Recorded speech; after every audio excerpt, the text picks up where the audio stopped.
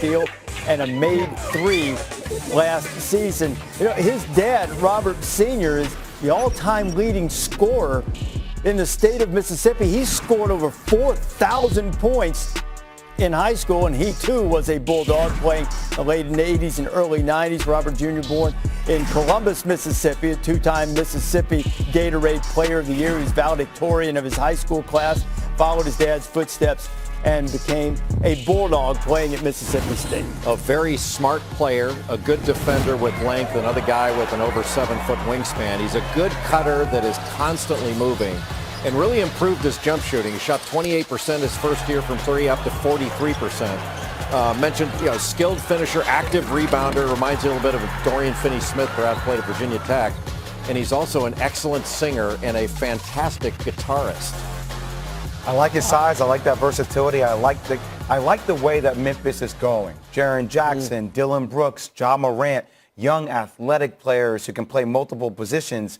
It's like their youth movement is going in the right direction. And if you're 6'7" with a 7'1" wingspan and you're 230 pounds and shoot over 40% from three, there's a market for you in the NBA, and we're going to see that with Robert Woodard. Robert Woodard going 40th overall. Spurs are back on the clock. They took Devin Vassell earlier tonight. So, Jay, here are your best available players.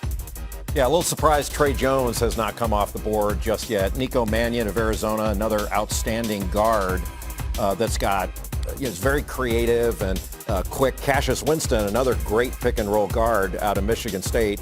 The best shooter remaining, I think, is Jordan Nwora out of Louisville, 6'8". Jamias Ramsey at Texas Tech is a wing who's long-armed and very, very talented. Those are the best available. We'll see if one of those come off the board in just a few seconds, with the Spurs taking their second pick of the night to see who will go with the Florida State guard Devin Vassell. A couple of Florida State players going in the lottery, with Vassell going 11th, and the early pick in the first round of Patrick Williams going to the Bulls with the 4th selection overall. So the Spurs about to make a pick and trying to retool their experience after going 22, having their 22-year streak of making the playoffs coming to an end.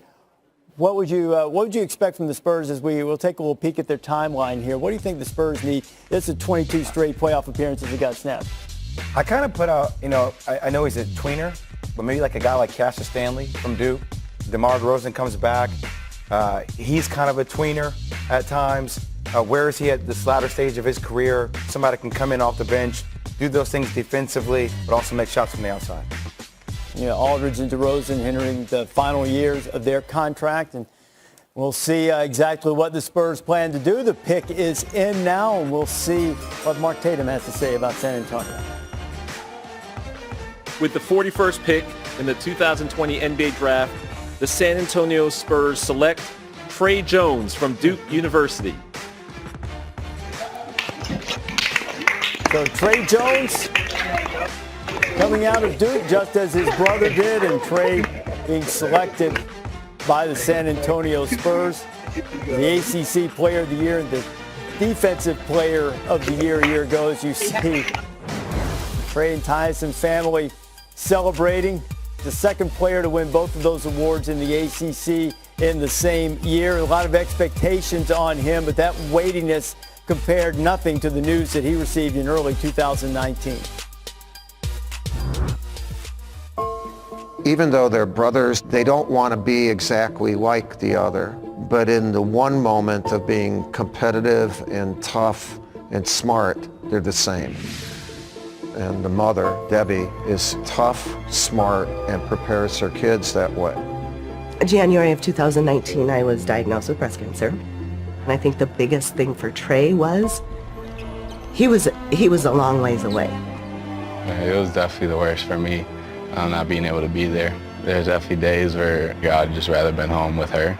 She didn't want her to be the focus.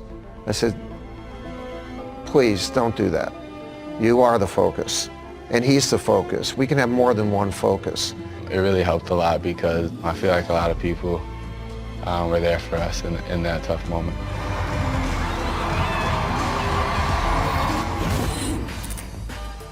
Trey Jones was the first Duke player to go 16 and 6 assists since Jay Will back in the day.